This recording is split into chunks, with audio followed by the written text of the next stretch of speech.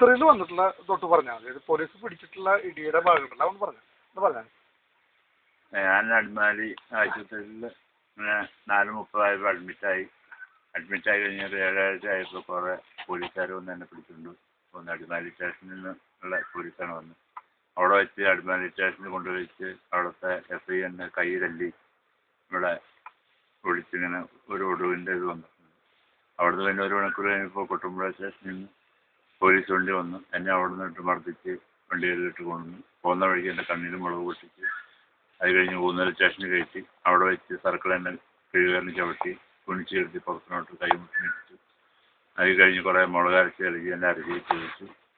അവിടെ നിന്ന് കുട്ടമ്പുഴ സ്റ്റേഷനിൽ കൊണ്ടുവന്നു. കുട്ടമ്പുഴ സ്റ്റേഷനിൽ നിന്ന് ഉബയ്യാസ് എന്ന് പറഞ്ഞൊരു പോലീസുകാരൻ എന്നെ ക്രൂരമായിട്ട് രാത്രി അവിടെ ഇട്ട് മർദ്ദിച്ചു.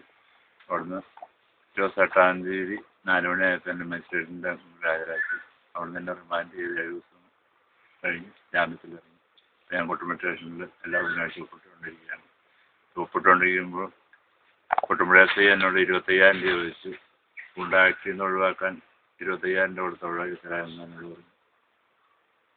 അപ്പോൾ എനിക്ക് അതിന് കൊടുക്കാനുള്ള വശമില്ലാത്ത കാരണം ഞാൻ കോടതിയിൽ കൊണ്ടുപോയി പെറ്റീഷൻ കൊടുത്തു.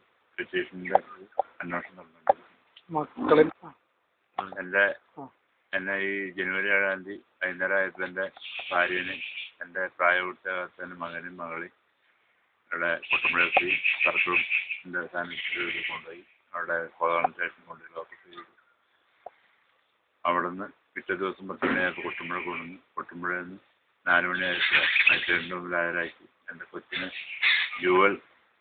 ജുവനൽ കോർട്ടിൽ ഹാജരാക്കി. അവിടുന്ന് ജാമ്യം കിട്ടി. എൻ്റെ ഭാര്യനെ എന്നെ റിമാൻഡ് ചെയ്തു. ഭാര്യ 4 ദിവസം റിമാൻഡ് കഴിഞ്ഞു. ഞാൻ 7 ദിവസം റിമാൻഡ്. അവിടെ പേഷ്യൻ്റ് നിവൃത്തിയില്ലാതെ ഞങ്ങളിങ്ങനെ ജീവിച്ചുകൊണ്ടിരിക്കുകയാണ്.